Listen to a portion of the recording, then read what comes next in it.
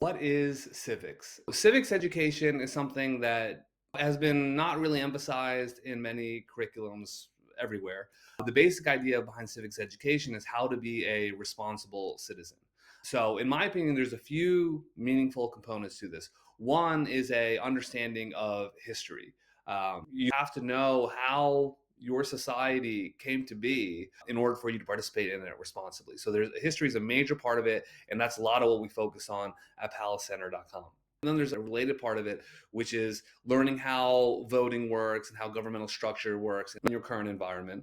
And that's generally where, of the places that do offer civics education, that's where most of the focus is. So you might get a little bit of history, and then you get a little bit of, oh, here's how voting works, here's how the checks and balances in the democratic government may work.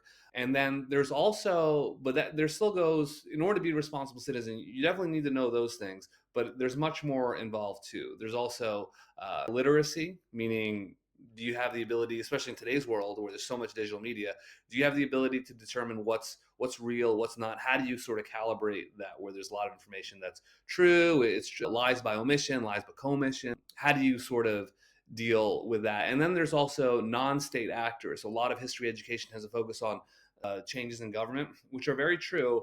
But in today's life, a lot of what impacts your role in society, a lot of what controls society, is done by entities outside the government, large corporations, especially technology vendors. So you could argue, for instance, big technology companies like Google or Amazon have a greater influence over current society than many governmental organizations. So from that perspective, in order to be a responsible citizen, knowing a bit about them is also very important, especially there's kind of interplay.